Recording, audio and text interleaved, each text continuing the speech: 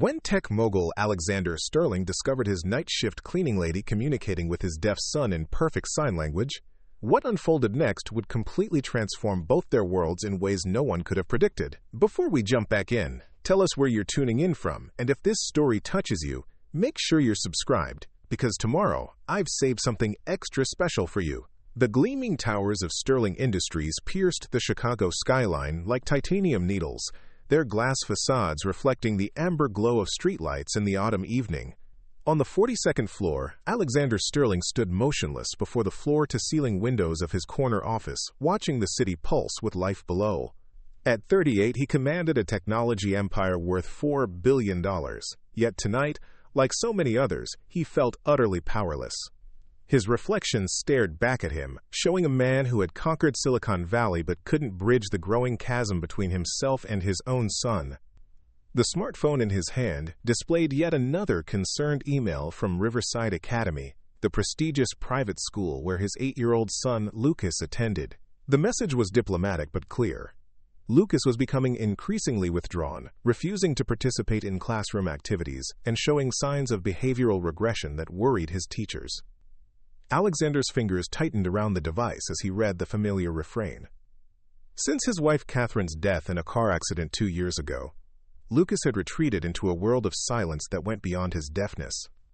The boy who once lit up rooms with his infectious smile and animated signing had become a shadow of himself, communicating only when absolutely necessary and showing little interest in the world around him. The irony wasn't lost on Alexander that the man who had revolutionized communication technology through his company's breakthrough in artificial intelligence and natural language processing couldn't communicate meaningfully with his own child. Despite hiring the best sign language tutors money could buy and enrolling in intensive courses himself, their interactions remained stilted and formal. Lucas seemed to tolerate his father's clumsy attempts at signing the same way one might endure a well-meaning but incompetent substitute teacher. A soft knock interrupted his brooding. Margaret Chen, his longtime executive assistant, appeared in the doorway holding a steaming cup of coffee and wearing the expression she reserved for delivering unwelcome news. "The car is waiting downstairs," she said gently. "Mrs. Patterson called again about the parent-teacher conference tomorrow.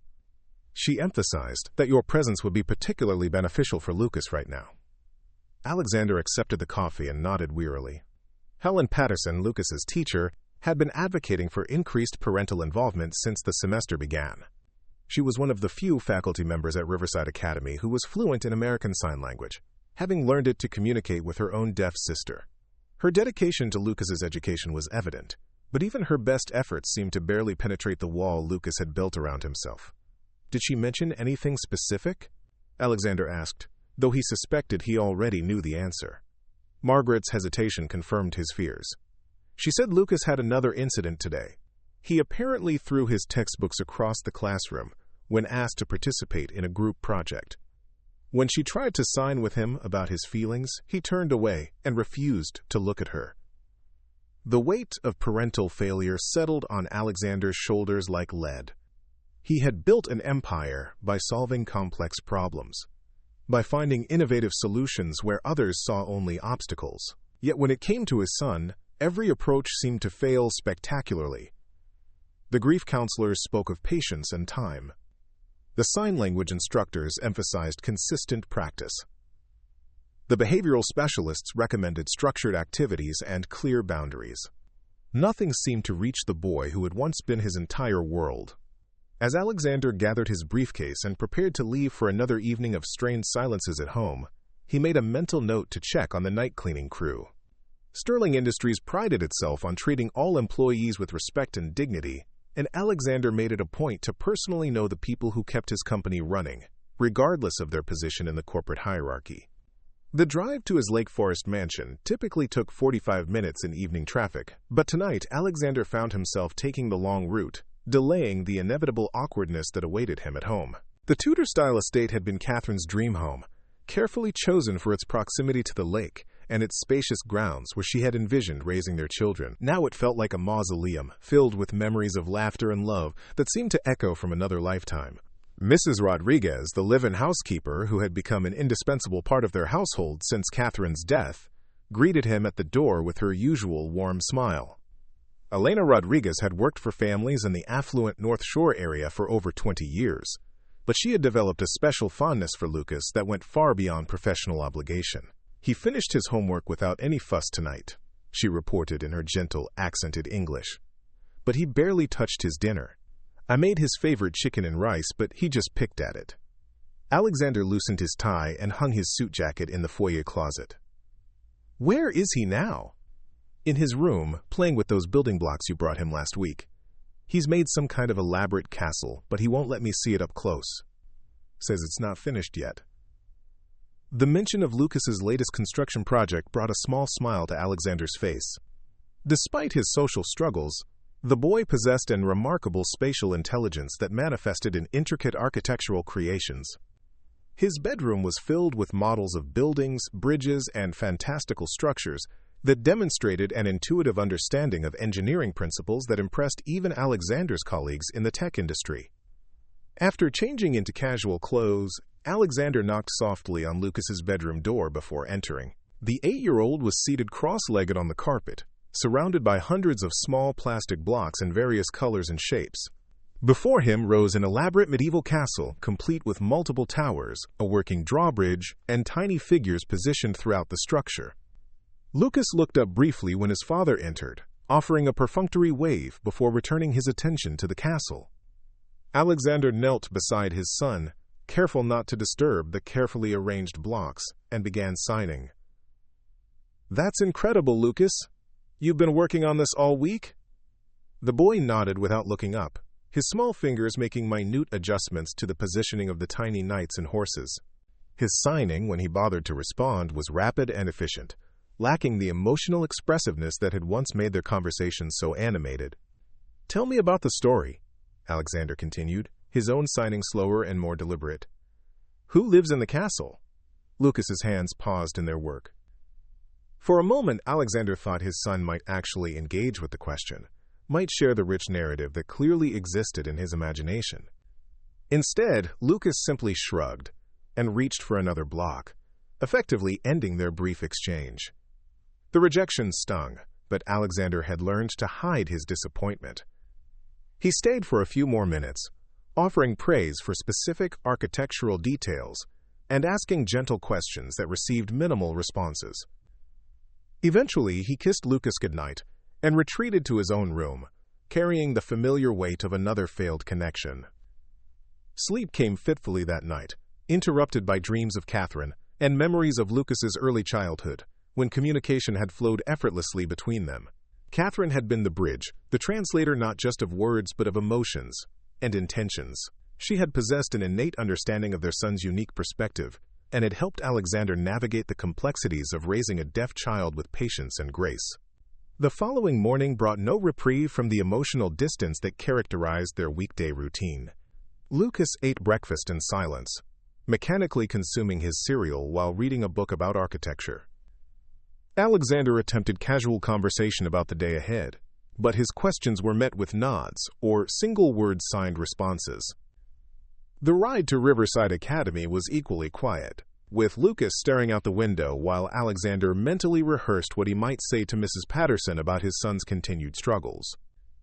Riverside Academy occupied a sprawling campus in nearby Winnetka, its red brick buildings and manicured lawns conveying the kind of educational prestige that wealthy families expected for their substantial tuition investments. The school had one of the most comprehensive special needs programs in the Midwest, with resources and expertise that had initially made it seem like the perfect environment for Lucas to thrive. Mrs. Patterson was waiting in her classroom when Alexander arrived for their scheduled conference. Helen Patterson was a woman in her early 50s whose silver-streaked hair and warm brown eyes conveyed both authority and compassion.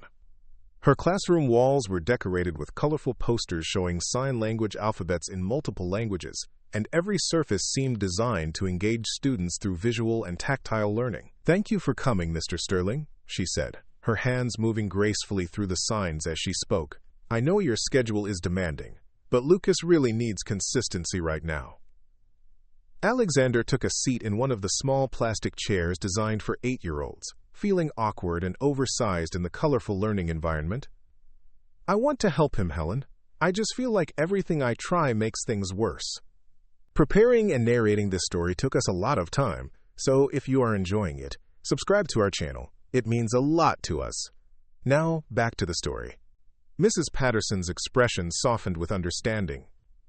Grief affects children differently than adults, especially children who are already navigating the world with unique challenges.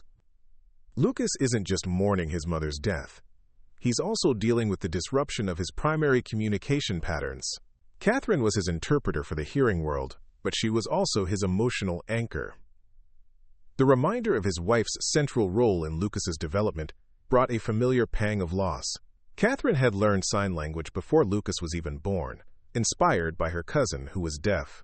She had approached Lucas's diagnosis not as a limitation to overcome, but as a different way of experiencing the world to be celebrated and supported. "What happened yesterday?" Alexander asked, though he suspected the answer would only deepen his sense of inadequacy. Mrs. Patterson pulled out a folder containing Lucas's recent work and behavioral observations. "We were doing a collaborative project about community helpers. The children were supposed to work in pairs to create presentations about different professions. Lucas was paired with Emma Morrison, and they were researching firefighters. Emma Morrison was the daughter of one of Alexander's business associates, a bright and talkative girl who had shown genuine interest in learning some basic signs to communicate with Lucas. Alexander had been hopeful that their budding friendship might help his son feel more connected to his classmates. Emma was trying to include Lucas in the research, asking for his opinions, and making sure he could see all the materials they were using. But when it came time to plan their presentation, Lucas became agitated. He signed that the project was stupid and that firefighters couldn't help people who were already dead. The blunt reference to death hit Alexander like a physical blow. Lucas rarely spoke directly about Catherine's death, but the comment revealed the depth of pain and cynicism that had taken root in his young mind. When I tried to redirect his thinking, to help him understand that firefighters save many people every day, he threw his books and signed that helping people was a lie, grown-ups told to make children feel better about a world that was actually cruel. Alexander struggled to process the sophistication of his son's despair. At 8 years old, Lucas had developed a worldview that would be troubling in an adult, let alone a child who should still believe in heroes and happy endings. Mrs. Patterson continued her account with the careful tone of someone delivering difficult news. After the outburst, I asked Emma to work with another partner and tried to sit with Lucas individually, but he refused to look at me, even when I was signing. He spent the rest of the class period with his head down on his desk. The image of his son's withdrawal made Alexander's chest tighten with a mixture of heartbreak and frustration. "What can I do? I've tried everything I can think of. Therapy, specialized tutoring, family activities, even taking time off work to be more present. Nothing seems to matter to him. Have you considered that Lucas might be picking up on your own struggles with communication?" Mrs. Patterson asked gently. Children are remarkably perceptive, especially children who rely heavily on visual cues. If he senses that you're uncertain or uncomfortable when signing with him, it might be reinforcing his belief that meaningful connection isn't possible. The suggestion stung because it contained an uncomfortable grain of truth. Despite months of intensive instruction, Alexander still felt clumsy and inadequate when signing with Lucas. His vocabulary was functional but limited, and he knew his facial expressions and body language often failed to convey the emotional nuance that made sign language truly expressive. "I'm trying to learn," Alexander said defensively. "I practice every day, and I've hired the best instructors available." "I know you are, and your dedication is admirable, but perhaps Lucas needs to see you connecting with other deaf individuals in natural, confident ways. Right now, he's your only exposure to the deaf community, which puts enormous pressure on both of you." Mrs. Patterson's suggestion sparked an idea that Alexander hadn't previously considered. His focus had been so narrowly concentrated on learning to communicate with Lucas that he hadn't thought about immersing himself in deaf culture more broadly. Perhaps witnessing his father interacting comfortably with other deaf adults would help Lucas see sign language as a bridge rather than a barrier. Their conversation continued for another 30 minutes, covering Lucas's academic progress, which remained strong despite his social struggles, and strategies for encouraging peer interaction without forcing uncomfortable situations. Mrs. Patterson recommended several community organizations and events where Alexander and Lucas might connect with other deaf families, suggestions that Alexander wrote down with genuine interest. As he drove back to Sterling Industries, Alexander found himself replaying the conversation and considering new approaches to reaching his son. The traffic gave him time to think about Mrs. Patterson's observations and to acknowledge some uncomfortable truths about his own communication anxiety. Perhaps his attempts to connect with Lucas had been hampered by his fear of making mistakes rather than genuine comfort with sign language as a natural form of expression. The Sterling Industries building hummed with its usual afternoon energy when Alexander returned. The company's latest artificial intelligence project was approaching a major milestone, and several key meetings demanded his attention. For the next few hours, he immersed himself in the familiar world of algorithms and innovation, finding temporary relief from personal struggles in the intellectual challenges of technology development. As evening approached, Alexander made his usual rounds through the building, checking in with different departments and maintaining the hands-on leadership style that had helped build Sterling Industries into an industry leader. The marketing team was working late on a presentation for potential investors, their conference room littered with coffee cups and filled with the energetic buzz of creative collaboration. The software development floor maintained its characteristic quiet intensity, with programmers absorbed in lines of code that would eventually become features used by millions of people worldwide. Alexander paused to review progress on several projects, offering input and encouragement to teams who were tackling particularly complex problems. By 8 o'clock, most of the building had emptied except for security guards and the night cleaning crew. Alexander often stayed late, partly because the quiet evening hours allowed for concentrated work, and partly because returning home meant facing another evening of strained interactions with Lucas. It was during one of these late-night work sessions that Alexander first noticed Rosa Delgado. He had been reviewing financial projections in his office when movement in the hallway caught his attention. Through his glass office walls, he could see a woman in her early 30s methodically cleaning the workstations in the marketing department. She moved with quiet efficiency, emptying trash cans, wiping down surfaces, and organizing papers that had been left scattered across desks. What struck Alexander wasn't just her thoroughness, but the respectful way she handled personal items left behind by employees. She carefully straightened family photos, closed laptops gently, and even took the time to water a small plant that someone had left on their desk. Her attention to detail and obvious pride in her work impressed him in a way that felt both professional and personal. Rosa Delgado had been working the night shift at Sterling Industries for nearly 6 months, though she doubted the company's billionaire CEO had ever noticed her. She preferred the evening hours because they allowed her to attend classes at Chicago City College during the day, where she was slowly working toward a degree in social work. The job paid well enough to support her modest apartment in Pilsen and provided the health insurance that had become essential after her mother's diabetes diagnosis. At 29, Rosa had already worked a dozen different jobs while pursuing her education goals with the kind of determined patience that comes from growing up in a family where college was a luxury rather than an expectation. Her parents had immigrated from Guadalajara when she was 5 years old, and their emphasis on hard work and education had shaped her into someone who approached every task, no matter how humble, as an opportunity to excel. What most people didn't know about Rosa was that she had been fluent in American Sign Language since childhood. Her younger brother Miguel had been born deaf, and the Delgado family had embraced sign language as their second family language, with the same dedication they had brought to learning English. Rosa's signing was natural and expressive, refined through years of interpreting for Miguel in schools and medical settings that lacked adequate accommodations. Miguel was now 26, and worked as a graphic designer for a small advertising firm in the city. His success had been hard-won, achieved through a combination of artistic talent, technological skill, and the fierce advocacy of a sister who had refused to let barriers limit his potential. Rosa's experience navigating systems and institutions on Miguel's behalf had sparked her interest in social work and her desire to help other families facing similar challenges. On the night that would change everything, Rosa was cleaning the executive floor when she noticed that Mr. Sterling's office light was still on. This wasn't unusual. The CEO often worked late into the evening, sometimes staying until 10 or 11 o'clock. Rosa had developed a routine of saving his office for last, both out of respect for his schedule and because she had observed his preference for minimal interruption during his evening work sessions.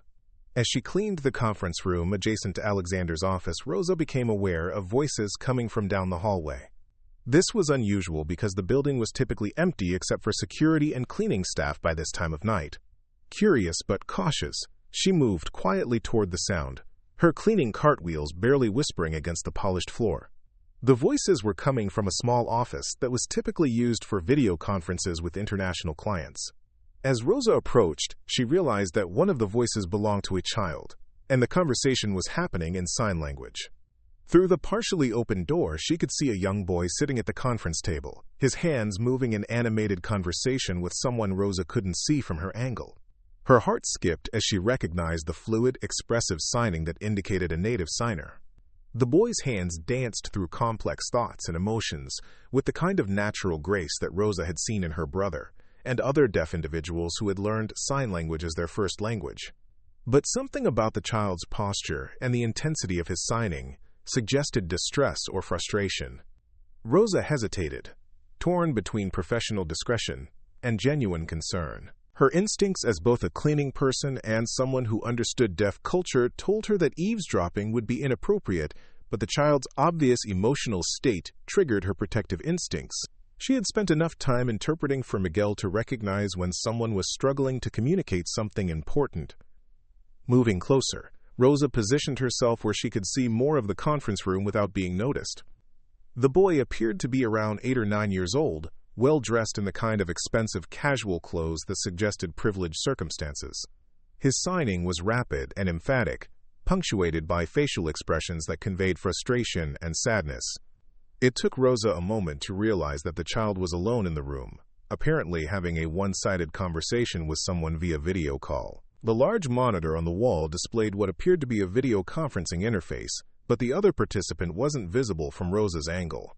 The boy's signing became more agitated, his small hands chopping through the air with movements that Rosa recognized as expressions of anger and hopelessness. She caught fragments of his message, enough to understand that he was talking about school, about feeling misunderstood, about missing someone who was no longer there. Rosa's professional training kicked in, and she realized she was witnessing a child in genuine distress. Her brother had gone through similar periods of isolation and frustration, especially during his teenage years when the gap between his internal world and his ability to communicate with hearing peers had felt insurmountable. Without fully considering the potential consequences, Rosa stepped into the doorway of the conference room. The boy looked up at her with startled eyes, his hands freezing mid-sentence. For a moment they stared at each other across the space, two strangers connected by a shared language that most of the world didn't understand. Rosa smiled gently and raised her hands, signing with the warm, natural expression that had comforted her brother through countless difficult moments. "Are you okay?" she asked, her hands moving with the kind of fluent grace that immediately identified her as someone who truly understood the language rather than someone who had learned it as an academic exercise. The boy's eyes widened with surprise and something that might have been hope. For several seconds, he didn't respond, as if trying to determine whether this unexpected encounter was real or some kind of dream. Finally, his hands moved tentatively. "You can really sign?" "Yes," Rosa replied, stepping further into the room with the careful movement of someone approaching a frightened animal. "I learned when I was your age. My brother is deaf." The simple acknowledgement seemed to unlock something in the boy's posture. His shoulders relaxed slightly, and his signing became more natural, less guarded. "Nobody at school signs like you," he said, his hands moving with increasing confidence. "They all sign like robots, like they're afraid of making mistakes." Rosa couldn't help but smile at the astute observation. She had seen the same phenomenon countless times, hearing people who approached sign language as a clinical skill rather than a living, breathing form of expression. "What's your name?" she asked, settling into a chair across from him with the easy familiarity of someone comfortable in the deaf world. "Lucas," he replied, then added with the kind of directness that children often displayed, "Are you the cleaning lady?" "I am," Rosa confirmed without any trace of embarrassment. "My name is Rosa. I clean the offices here at night so I can go to school during the day." Lucas processed this information with visible interest. The concept of someone working nights to pursue education seemed to intrigue him in a way that suggested he had been thinking about goals and dreams beyond his immediate circumstances. "What kind of school?" he asked. "I'm studying to become a social worker," Rosa explained. "I want to help families who have deaf children learn how to communicate better with each other." The statement hung in the air between them, loaded with implications that both participants understood but didn't immediately address. Lucas studied Rosa's face with the intense observation skills that many deaf individuals developed, reading her expressions and body language for additional layers of meaning. "My dad doesn't know how to sign very well," Lucas finally admitted, his hands moving with the careful precision of someone sharing a painful truth. "He tries really hard, but it's like watching someone speak a foreign language they don't really understand." Rosa felt her heart clench with recognition. She had seen this dynamic in countless families. The well-meaning hearing relatives who approach sign language as a problem to be solved, rather than a culture to be embraced. "Does that make you feel lonely?" she asked gently. Lucas nodded, his young face displaying an emotional maturity that seemed far beyond his years, especially since my mom died. "She was the only one who signed, like you do, like it was normal, and not something special or difficult." The mention of his mother's death provided crucial context for Rosa. She now understood that this child was grieving not just the loss of a parent, but the loss of his primary connection to fluent communication. The isolation he was experiencing went far deeper than typical childhood social challenges. "Tell me about your mom," Rosa encouraged, recognizing that Lucas needed to share these memories with someone who could truly understand their significance. For the next 20 minutes, Lucas opened up in a way that clearly hadn't happened in months. He described his mother's natural signing ability, her patience with his questions, and her talent for making sign language feel like a celebration rather than an accommodation. He talked about bedtime stories told entirely in sign, family games that incorporated visual humor, and the special bond he had shared with the one person who had made him feel completely understood. Rosa listened with the focused attention of someone who understood both the language and the underlying emotional landscape. Her responses were gentle but engaged, encouraging Lucas to share details while offering the kind of validation that comes from genuine comprehension. It was during this conversation that Alexander Sterling, having finished his evening work and preparing to leave the building, walked past the conference room and stopped in shock. Through the open doorway, he could see his son engaged in the most animated conversation he had witnessed in 2 years. Lucas's entire body was involved in the dialogue, his face bright with expression, his hands moving with fluid grace. The cleaning woman sitting across from him was responding with equal engagement, her own signing so natural and expressive that it was like watching two people speak their native language after months of struggling with broken translations. Alexander stood frozen in the hallway, afraid that his presence would shatter whatever magic was happening in that room. For the first time since Catherine's death, Lucas looked like the child Alexander remembered, engaged, curious, and genuinely happy to be communicating with another person. The conversation continued for several more minutes, with Rosa asking Lucas about his interests, his school projects, and his feelings about various aspects of his life. She learned about his passion for building and architecture, his frustration with classmates who treated his deafness as either a limitation or a novelty, and his deep longing for the kind of easy communication he had shared with his mother. When Rosa finally noticed Alexander standing in the doorway, she immediately began to stand, her professional instincts kicking in. "Mr. Sterling, I'm so sorry. I didn't mean to interrupt your evening. I was just—" Alexander raised his hand to stop her apology, his voice thick with emotion he couldn't quite hide. "Please, don't apologize. I haven't seen Lucas this engaged in months." Lucas looked between his father and Rosa, suddenly uncertain about how this unexpected convergence of his two worlds might unfold.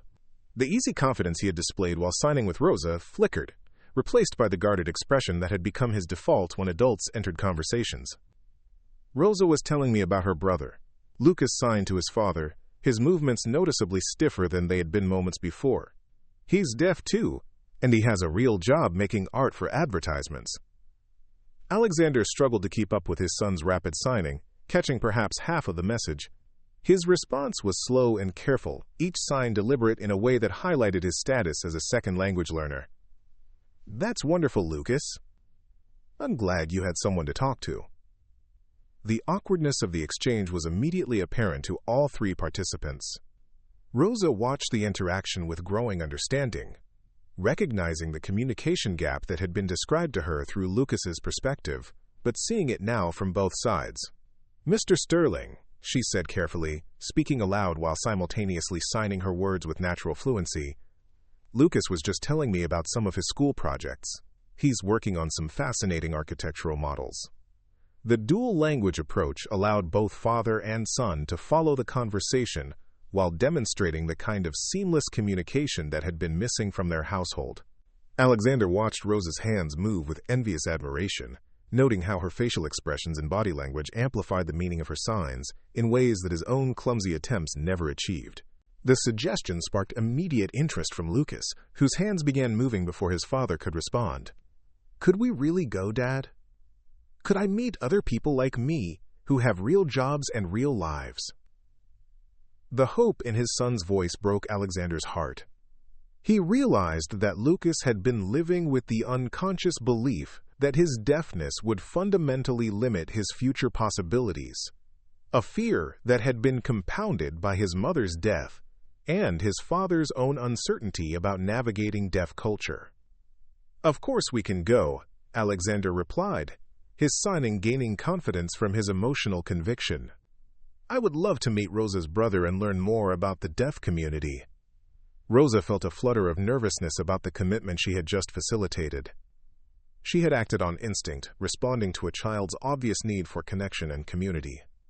But now she was faced with the reality of introducing a billionaire CEO and his son to her brother's informal social group, a development that could potentially complicate the comfortable dynamics that had been years in the building. "The next gathering is this Saturday afternoon," she said, deciding to commit fully to the path she had opened. "It's usually held at Lincoln Park, and it's very casual. People bring their families, and there's always a mixture of deaf and hearing people who are part of the community." Lucas's excitement was palpable, his whole body vibrating with anticipation in a way that Alexander hadn't seen since before Catherine's death. The transformation was so dramatic that Alexander felt tears threatening at the corners of his eyes. "Rosa," he said, his voice carefully controlled, "I don't know how to thank you for what you've done tonight. Lucas hasn't been this engaged in months." Rosa smiled, but her expression carried a note of gentle concern. "Mr. Sterling, what happened tonight was just a beginning. Lucas needs consistent connection with the deaf community and with adults who can communicate with him naturally. One evening won't solve everything." Her honesty was both refreshing and sobering. Alexander had spent so many months looking for quick fixes and simple solutions that he had lost sight of the longer-term cultural and emotional work that would be required to help Lucas heal and thrive. "What would you recommend?" he asked, his question encompassing both immediate practical steps and broader philosophical approaches. Rosa considered her response carefully, aware that she was being asked to advise one of the most powerful business leaders in Chicago on matters that went far beyond her official role as a cleaning person. "Lucas needs to see that sign language is a complete, rich language, not just a tool for basic communication. He needs to interact with deaf adults who are confident and successful. And honestly, Mr. Sterling, you need to become more comfortable with deaf culture yourself. Lucas can sense your uncertainty, and it reinforces his own feelings of isolation." The directness of her feedback could have felt presumptuous, but Alexander heard it as the professional insight of someone who understood the dynamics he was struggling to navigate. Rosa's perspective was informed by personal experience, formal education, and a deep understanding of both deaf culture and family systems. "Would you be willing to help us?" Alexander asked, the question emerging before he had fully considered its implications. "I mean, could we arrange for you to spend some time with Lucas? Perhaps help me understand how to communicate more naturally with him." Rosa felt the weight of the request settling around her. She was being asked to step outside the boundaries of her official role in ways that could potentially complicate her employment and her educational goals. At the same time, she recognized an opportunity to make a meaningful difference in a child's life while gaining practical experience that would benefit her future career in social work. "I would be honored to help," she said finally, "but we would need to establish clear boundaries and expectations. I'm not a trained therapist or educator, just someone who understands deaf culture and family dynamics." Alexander nodded, appreciating her professional caution. "Of course. We could arrange something formal, perhaps consulting work that recognizes your expertise and compensates you appropriately for your time." Lucas had been following this conversation with growing excitement, his hands occasionally joining in to express his enthusiasm for the proposed arrangement. The prospect of regular interaction with someone who signed naturally and understood his perspective filled him with hope in a way that months of formal therapy and tutoring had failed to achieve. As the evening wound down, Rosa gathered her cleaning supplies and prepared to finish her shift. The conversation had taken nearly an hour, and she still had several floors of the building to clean before dawn. But as she looked at Lucas's animated face and Alexander's expression of cautious optimism, she felt that the disruption to her routine had been profoundly worthwhile. "Lucas," she signed as she prepared to leave, "I want you to know that meeting you tonight has been the best part of my week. You're a remarkable young man, and I'm excited to introduce you to my brother and our friends." Lucas beamed at the compliment, his response revealing the confidence that had been buried under months of isolation and grief. "Will you teach me some of the signs that your brother uses for his artwork? I want to be able to talk about architecture and building the way he talks about design." "Absolutely," Rosa promised. "Miguel loves talking about visual communication and spatial concepts.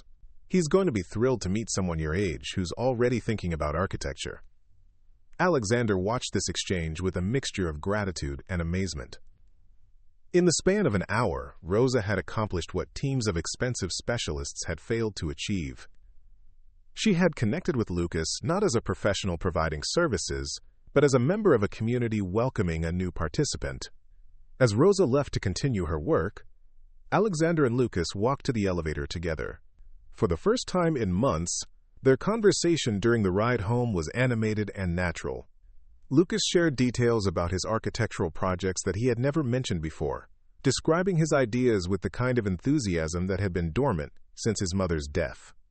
"Dad," Lucas signed as they pulled into their driveway, "do you think Rosa would really want to help us learn more about deaf culture?"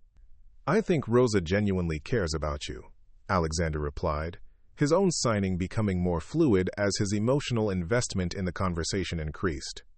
"And I think she understands things about communication and community that we need to learn." The transformation that followed Rosa's unexpected encounter with Lucas Sterling would ripple through lives in ways none of them could have anticipated. What began as a chance meeting between a cleaning lady and a lonely deaf child would ultimately reshape an entire company's approach to accessibility and inclusion. 3 days after their first conversation, Alexander found himself standing in Lincoln Park on a crisp Saturday afternoon, watching his son interact with a group of deaf adults and children with an ease he hadn't witnessed in over 2 years. The informal gathering that Rosa had invited them to attend was nothing like the structured therapy sessions or educational programs that had dominated Lucas's schedule since his mother's death. Instead of clinical settings and formal objectives, the park buzzed with natural conversation conducted entirely in American Sign Language. Children ran between picnic tables while their parents chatted about work, relationships, and everyday concerns. Teenagers huddled together sharing jokes that made them double over with silent laughter. Elderly couples sat on benches, their hands moving through decades of shared memories with the comfortable rhythm of long partnership. Miguel Delgado approached Alexander with the confident stride of someone comfortable in his own skin. At 26, Rosa's brother possessed an easy charisma that immediately put people at ease. His artistic sensibilities were evident in his carefully curated vintage clothing and the small sketchbook that protruded from his jacket pocket. "Mr. Sterling." Miguel signed while speaking aloud, his voice carrying the slight tonal variations common among deaf individuals who had learned to speak through intensive training.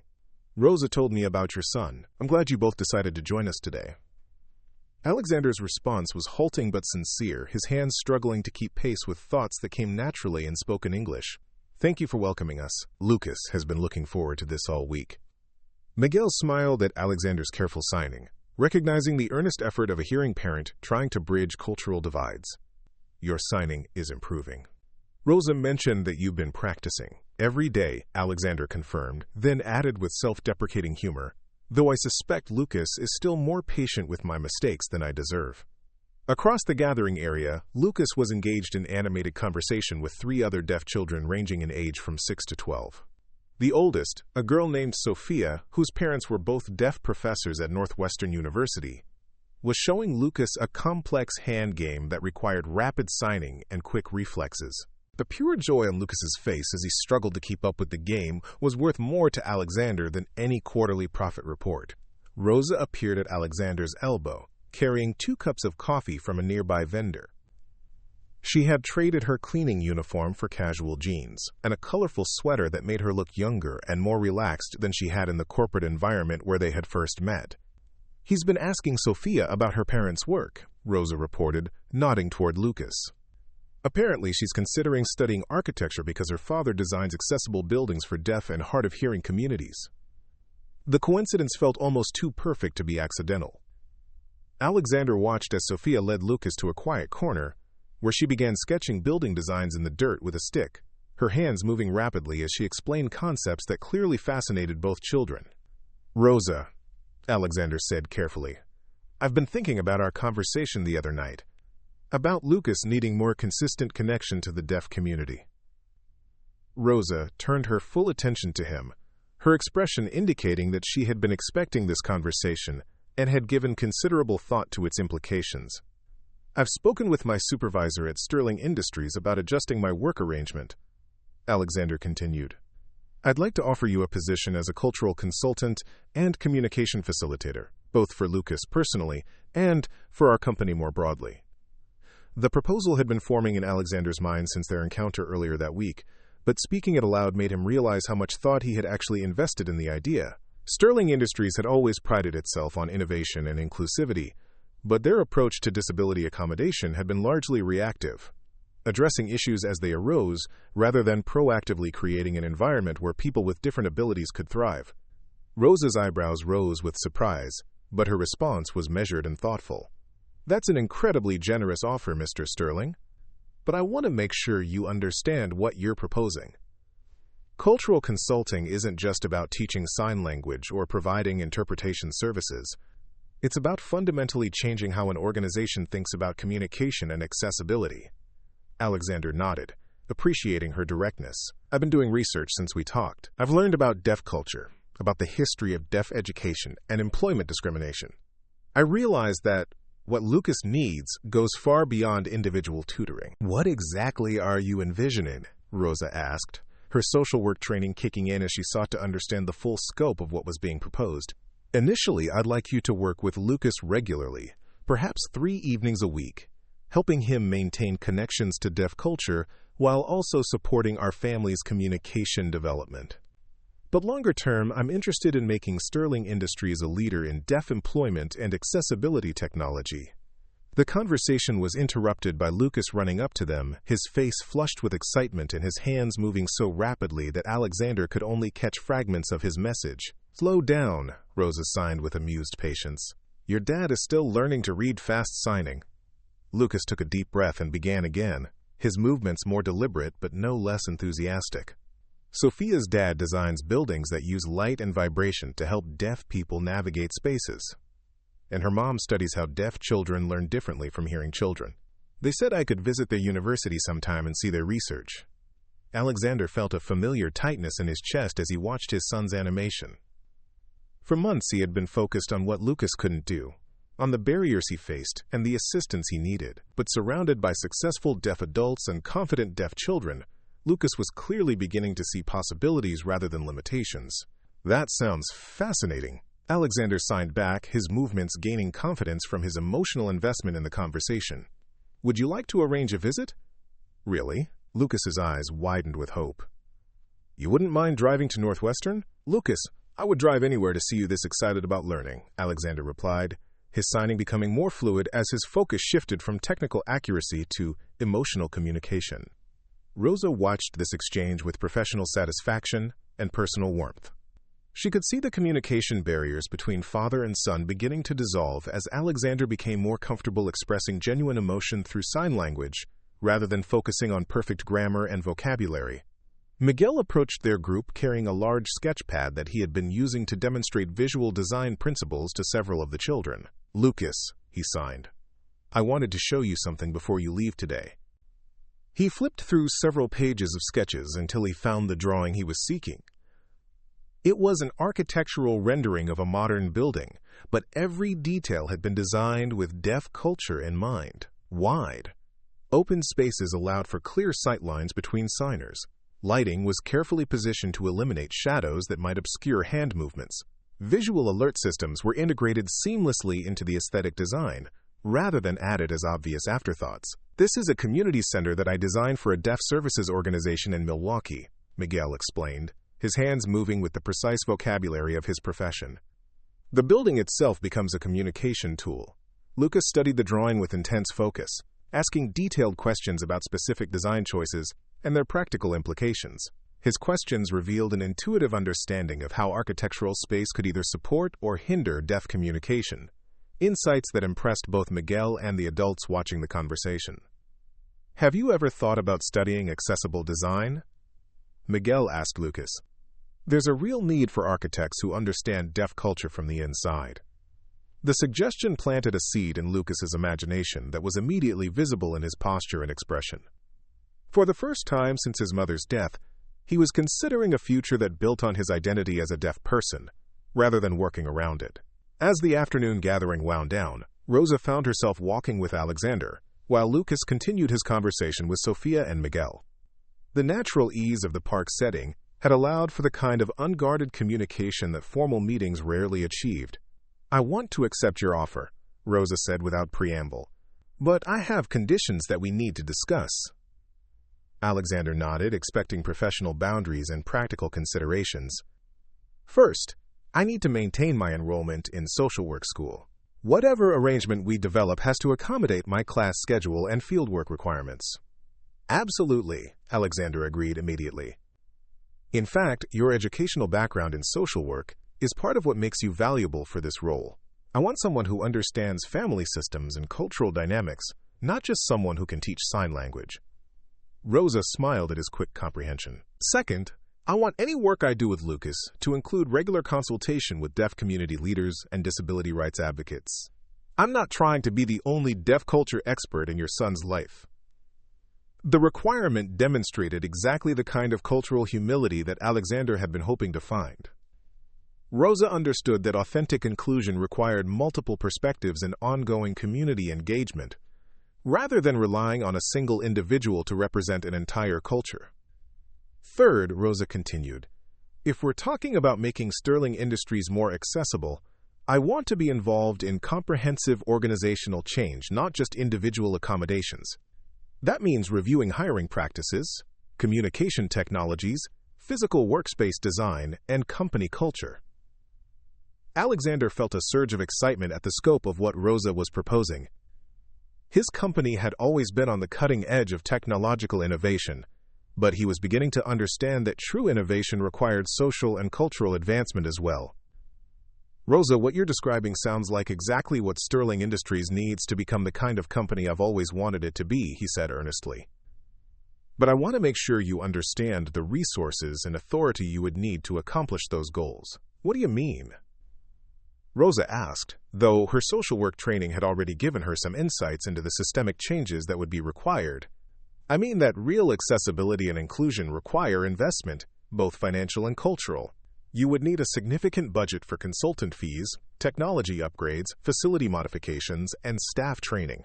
You would also need the authority to challenge existing practices and recommend changes that might be uncomfortable for some current employees." Rosa appreciated Alexander's honest assessment of the challenges involved.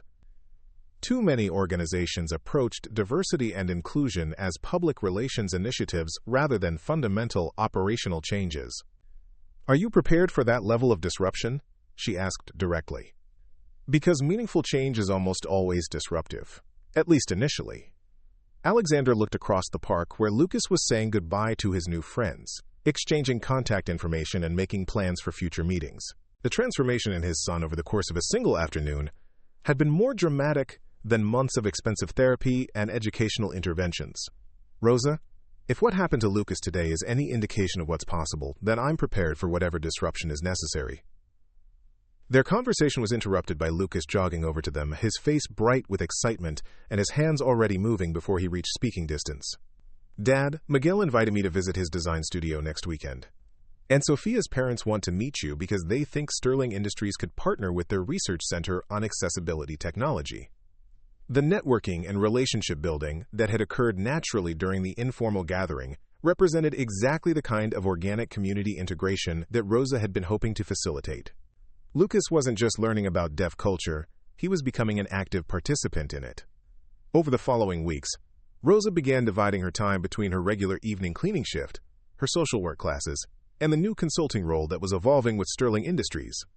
The arrangement required careful scheduling and considerable energy, but the work felt like a natural extension of everything she had been studying and hoping to accomplish in her career. Her first official project was conducting a comprehensive accessibility audit of the Sterling Industries facilities. Working with Miguel and several other deaf community consultants, Rosa identified dozens of simple modifications that could dramatically improve the workplace experience for deaf and hard-of-hearing employees and visitors. Some changes were purely technical: installing visual alert systems for emergency notifications, improving lighting in conference rooms to support sign language communication, and upgrading video conferencing technology to provide clearer visual connections for remote deaf participants. Other modifications were cultural: developing sign language interpretation services for company meetings, creating protocols for inclusive communication during team projects, and establishing mentorship programs that connected deaf employees with career advancement opportunities.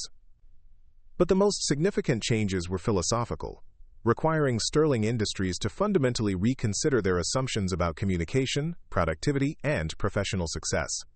Rosa led workshops for management staff that challenged traditional notions of what effective workplace communication looked like and introduced concepts from deaf culture that could benefit all employees. During one particularly memorable training session, Rosa asked the executive team to spend an entire hour communicating only through writing and visual cues, with no spoken conversation allowed. The exercise was designed to help hearing managers understand the communication strategies that deaf employees used naturally, but it also revealed how much inefficient verbal communication typically occurred during meetings. Most of you accomplished more substantive problem-solving in that hour than usually happens in your weekly verbal meetings, Rosa observed afterward. When you're forced to be visual and precise with your communication, you eliminate a lot of unnecessary conversation and focus on essential information. The insight sparked broader discussions about communication efficiency and meeting productivity that extended far beyond accessibility concerns. Several departments began experimenting with visual project management tools and written communication protocols that improved coordination for all team members. Meanwhile, Lucas's individual growth continued to accelerate as his connection to deaf culture deepened. Rosa's evening visits to the Sterling home became treasured times for the entire family, including Mrs. Rodriguez, who had begun learning basic sign language to better support Lucas's communication needs. During one of these visits, Lucas shared a school project that revealed how profoundly his perspective had shifted. Instead of the withdrawn, angry child who had thrown books just months earlier, Lucas presented a detailed architectural design for a deaf-friendly school building that incorporated everything he had learned from Miguel and Sophia's parents. "The cafeteria has round tables instead of long ones," Lucas explained enthusiastically, his hands moving with increasing technical vocabulary, "because round tables let everyone see everyone else's signing. And the hallways are extra wide with mirrors at the corners so people can see around bends while they're having conversations." Alexander listened to his son's presentation with amazement, not just at the sophisticated design concepts, but at the confidence and joy with which Lucas was communicating. The boy who had once seen his deafness as an obstacle was now approaching it as a source of specialized knowledge and creative insight. "Lucas, this is remarkable work," Alexander signed, his own skills having improved dramatically through consistent practice and Rosa's patient coaching. "Have you thought about presenting this to your class? Mrs. Patterson wants me to enter it in the state architecture competition for middle school students," Lucas replied, then added with a grin, "But I told her I need to visit Miguel's studio first to make sure my technical drawings are accurate." The mention of the competition sparked an idea in Rosa's mind. She had been looking for ways to connect Lucas's growing confidence with broader advocacy opportunities, and academic competitions could provide exactly the kind of platform where his deaf perspective would be valued rather than accommodated. "Lucas," she said thoughtfully, "what if we organized a field trip to Miguel's studio for your entire class? Mrs. Patterson has been wanting to expose your classmates to different career paths, and Miguel loves talking about accessible design." The suggestion excited Lucas immediately, but Alexander could see him working through the social implications. For months, Lucas had been the only deaf student in his class, often feeling like an outsider whose needs required special arrangements. But if his classmates visited Miguel's studio, Lucas would become the expert, the cultural interpreter who could help his hearing peers understand a professional world they had never encountered. "Do you think Miguel would really want to do that?" Lucas asked, his excitement tempered by the realistic concern that his new connections might not want to become educational resources for his school. Rosa smiled at his consideration for others, recognizing the social maturity that had been developing as Lucas gained confidence in deaf community settings. "Let's ask him, but I think he would be honored to share his work with your class, especially if you're there to help facilitate the communication."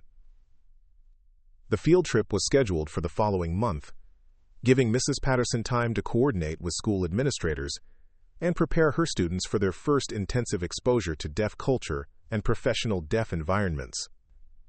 Miguel was indeed enthusiastic about the opportunity, seeing it as a chance to educate hearing children about deaf capabilities and career possibilities. But the most significant development occurred the week before the scheduled visit, when Alexander received an unexpected phone call from Dr. Margaret Chen, the director of Northwestern University's Deaf Studies Research Center, who had met Lucas and Alexander during their visit to Sophia's family.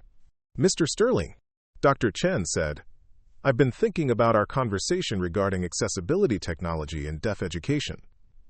I have a proposal that might interest both your company and the broader deaf community." Alexander activated the video calling feature on his phone so that Rosa, who was working in his office that afternoon, could interpret the conversation through sign language. This accommodation had become standard practice for all of Alexander's important calls, ensuring that deaf perspectives were included in business decisions that might affect deaf employees or community members. "What did you have in mind?" Alexander asked, while Rosa's hands simultaneously conveyed his question to any deaf participants who might be joining the call.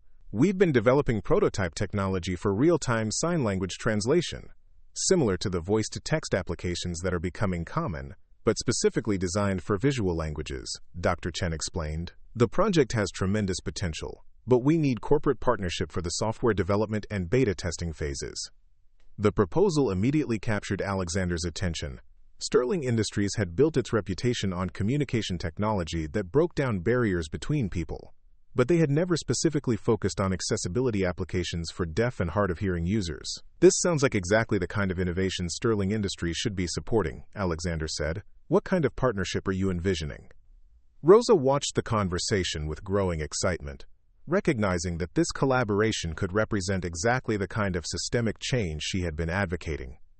Rather than simply accommodating deaf employees within existing structures, Sterling Industries would be developing technology that could transform communication accessibility across multiple industries and institutions. "We need corporate partners who understand that this technology development requires deaf community input at every stage," Dr. Chen continued. "Too many assistive technologies are designed by hearing engineers who make assumptions about what deaf users need, rather than involving deaf perspectives in the actual design process." Alexander glanced at Rosa, whose expression indicated both enthusiasm and a note of caution. Her social work training had made her keenly aware of the history of well-intentioned programs that had failed because they prioritized good intentions over authentic community engagement. "Dr. Chen, would you be willing to meet with our accessibility consulting team to discuss how Sterling Industries could support this project while ensuring genuine deaf community leadership?" Alexander asked. "I would be delighted," Dr. Chen replied. "And I should mention that several of my graduate students have expressed interest in internship opportunities with companies that are serious about accessibility innovation. Lucas mentioned that you're developing an inclusive workplace culture." The conversation continued for another 30 minutes, covering technical specifications, funding requirements, and timeline considerations. By the end of the call, Alexander and Rosa had agreed to visit Northwestern the following week for a comprehensive presentation of the research project and initial partnership discussions. As they hung up the phone, Rosa turned to Alexander with an expression that mixed professional excitement with personal satisfaction. "Do you realize what just happened?" she asked, her hands moving with the animated enthusiasm that had become characteristic of their working relationship. "We potentially partnered with a major university research center?" Alexander responded, though his tone indicated he suspected Rosa was thinking about broader implications. "You just committed Sterling Industries to deaf community leadership in technology development," Rosa clarified. "That's not accommodation or charity. That's recognizing deaf perspectives as essential business intelligence." Alexander nodded slowly, understanding that Rosa was highlighting a fundamental shift in how his company would approach accessibility and inclusion. Rather than viewing deaf employees and customers as populations that needed assistance, Sterling Industries would be positioning deaf cultural knowledge as a competitive advantage in developing innovative communication technologies. The transformation was perhaps most visible that evening, when Alexander arrived home to find Lucas and Mrs. Rodriguez engaged in an animated conversation about the upcoming class field trip.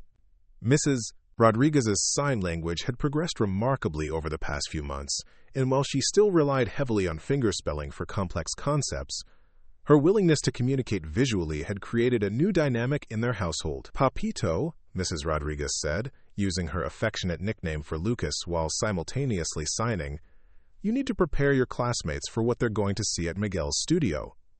Lucas nodded seriously, understanding that his role as cultural interpreter carried real responsibilities. "I'm going to teach them basic greetings and thank you signs, and explain that they need to make eye contact when someone is signing to them." Alexander watched this conversation with deep appreciation for how naturally his household had adapted to bilingual communication. What had once felt forced and artificial now flowed with the easy rhythm of genuine multicultural competence. "Mrs. Rodriguez is right," Alexander added, his own signing now confident enough to join complex conversations. "You're not just visiting Miguel's studio as a student, you're representing deaf culture to your hearing classmates." The weight of this responsibility seemed to energize rather than intimidate Lucas. Over the past few months, his identity as a deaf person had evolved from something he endured to something he celebrated and shared with pride. "Dad," Lucas signed thoughtfully, "do you think other kids at school might be interested in learning sign language, not just for the field trip, but as a real skill?"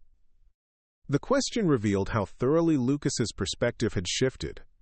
Instead of feeling isolated by his deafness, he was beginning to see sign language as something valuable that he could offer to others.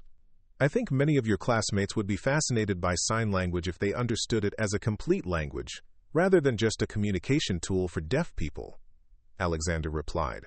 Rosa, who had joined them for dinner, nodded enthusiastically. "Lucas, that's exactly the kind of thinking that could help change how hearing people understand deaf culture. When you show them that sign language is beautiful and complex and useful for everyone, you're doing advocacy work."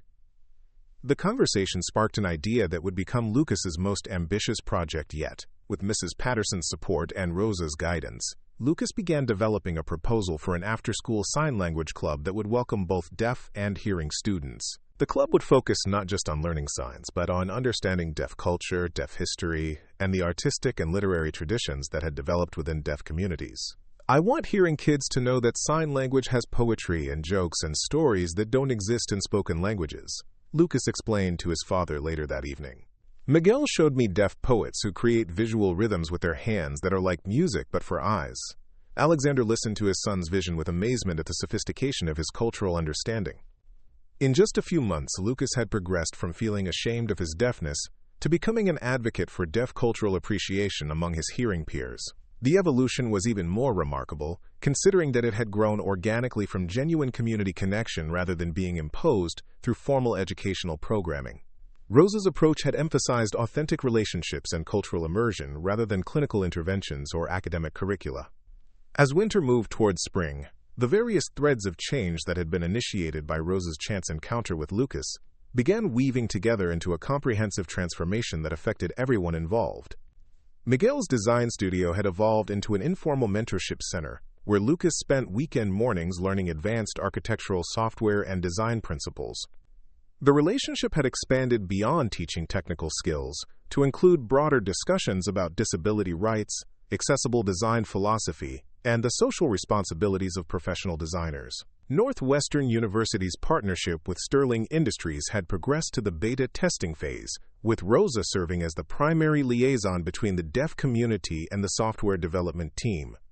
The project had attracted national attention from both disability rights organizations and technology companies interested in accessibility applications. Most significantly, Lucas's Sign Language Club had grown from his initial vision into a school-wide program that was being studied as a model for inclusive education. Riverside Academy had hired a deaf educator to coordinate the program, ensuring that hearing students learned not just signs but cultural competency and deaf community awareness.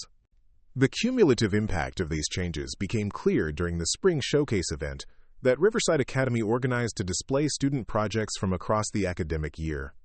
Lucas's presentation on accessible architecture drew the largest audience of the evening, with parents, teachers, and community members crowding into the auditorium to hear about his work. But what moved Alexander most deeply was watching Lucas field questions from the audience with confidence and expertise that would have been impressive in an adult professional. When a parent asked whether deaf people faced limitations in pursuing architectural careers, Lucas responded with a detailed explanation of famous deaf architects throughout history and contemporary deaf professionals who were leading innovations in accessible design. "Being deaf doesn't limit what I can build," Lucas concluded his response. "It gives me insights into how buildings can work better for all kinds of people." The statement encapsulated the complete transformation of Lucas's self-concept. From someone defined by limitations to someone empowered by unique perspectives, Alexander found himself fighting back tears as he watched his son command the attention and respect of an audience that included some of the most successful professionals in their community. After the presentation, Dr. Chen approached Alexander with news that would provide the perfect capstone to the evening's success. "Mr. Sterling," she said, "I wanted to let you know that our sign language translation technology has been selected for the National Innovation in Accessibility Award. The recognition specifically cites the Deaf Community Partnership model that Sterling Industries helped develop." Alexander felt a surge of pride not just in the company's achievement, but in the collaborative approach that Rosa had insisted upon from the beginning. The award represented validation that authentic inclusion could drive innovation and business success simultaneously. "Dr. Chen, this recognition belongs to the deaf community partners who guided the project," Alexander replied. "Sterling Industries just provided the resources and platform. That's exactly why the project succeeded," Dr. Chen confirmed. "Too many companies try to develop accessibility technology without involving the communities they claim to serve. Your partnership model should become the standard for the industry." As the evening wound down, Alexander found himself standing with Rosa and Lucas outside the school building, watching families slowly disperse into the spring evening.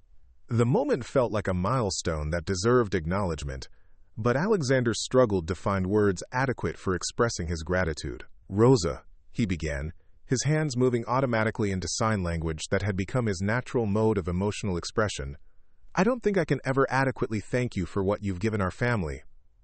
Rosa smiled, but her expression carried the professional humility that Alexander had come to associate with her social work training. "Mr. Sterling, what happened here wasn't something I gave you. It was something that was already possible once the right connections were made." Lucas looked between his father and Rosa, then added his own perspective with the directness that characterized his communication style. "Rosa didn't fix me," he signed clearly. "She helped me find my community. That's completely different." The distinction was profound and revealing. Alexander realized that his initial approach to Lucas's struggles had been based on a medical model that viewed deafness as a problem to be solved, rather than a cultural identity to be supported and celebrated. "You're both right," Alexander acknowledged. "The change was already possible. But Rosa, you had the cultural knowledge and professional skills to make those connections happen. That's not accidental. It's expertise." As they prepared to part ways for the evening, Rosa made an announcement that surprised both Alexander and Lucas. "I have some news to share with both of you," she said, her excitement barely contained. "I've been accepted into the graduate social work program at Northwestern, with a specialization in disability rights and cultural competency." Lucas immediately began signing his congratulations, his enthusiasm evident in his animated gestures and facial expressions. Alexander's response was equally positive, though he couldn't hide a note of concern about the practical implications. "Rosa, that's wonderful news. Northwestern has an excellent reputation for social work education. But what does this mean for your work with Sterling Industries and with Lucas?" Rosa had anticipated the question and had given considerable thought to how her educational advancement would affect the relationships and projects she had developed over the past year. "Northwestern has approved my current work with Sterling Industries as my field placement, which means I can continue all my consulting responsibilities while earning academic credit for supervised practice, she explained. And Dr. Chen has offered me a research assistantship that will provide tuition support while allowing me to work on accessibility technology projects. The arrangement represented the perfect integration of Rosa's personal goals, professional development, and commitment to the deaf community relationships she had cultivated. Alexander felt a mixture of relief that their collaboration would continue and admiration for Rosa's strategic planning and academic achievement. But more importantly, Rosa continued, Lucas has developed enough confidence and community connections that he doesn't need intensive individual support anymore. He's ready to be a leader and advocate in his own right. The assessment was both accurate and bittersweet. Over the past year, Lucas had evolved from a withdrawn, grieving child to a confident young person who saw his deafness as a source of cultural knowledge and advocacy opportunity. The transformation had been remarkable, but it also meant that the intensive support relationship that had catalyzed his growth was no longer necessary. "Does this mean you won't be coming to our house anymore?" Lucas asked, his question revealing that he understood the practical implications of Rosa's announcement. "It means our relationship is going to evolve," Rosa replied thoughtfully. "Instead of me teaching you about deaf culture, we're going to work together as partners in advocacy and education. You're ready to be a mentor to other deaf children, and I'm ready to learn from your experiences as I continue my studies." The concept of partnership rather than service delivery represented exactly the kind of relationship transformation that Rosa's social work training had prepared her to facilitate. Rather than creating dependency, effective support work should ultimately empower individuals to become leaders and advocates within their own communities. As they said goodbye that evening, Alexander reflected on the extraordinary chain of events that had begun with a chance encounter in a corporate conference room. Rosa's willingness to step outside her official role as a cleaning person had initiated changes that ultimately affected not just Lucas and their family, but an entire company, a university research center, and dozens of deaf and hearing individuals who had been touched by the expanding network of relationships and opportunities. The story had demonstrated that meaningful social change often began not with grand policy initiatives or expensive programs, but with individual people recognizing shared humanity across cultural and economic differences. Rosa had seen Lucas not as a problem to be solved, but as a person deserving of community and cultural connection. That fundamental recognition had made everything else possible. 6 months later, as Alexander sat in the audience watching Lucas deliver the keynote address at the State Conference on Deaf Education, he marveled at the confident young man his son had become. Lucas spoke passionately about the importance of deaf cultural pride, the need for accessible design in all public spaces, and the responsibility of deaf and hearing communities to work together as partners rather than as service providers and recipients. But what moved Alexander most deeply was watching Rosa in the audience, taking notes on Lucas's presentation as part of her graduate research on peer mentorship models in disability advocacy. The cleaning lady who had once worked nights to pay for college had become a recognized expert in accessibility consulting, while maintaining her commitment to authentic community engagement and cultural humility. The transformation had been remarkable for everyone involved, proving that sometimes the most profound changes began with the simplest recognition of shared humanity and mutual respect. Rosa's willingness to see Lucas as a complete person rather than a child with special needs had opened possibilities that none of them could have imagined when they first met in that corporate conference room. Up next, you've got 2 more standout stories right on your screen. If this one hit the mark, you won't want to pass these up. Just click and check them out.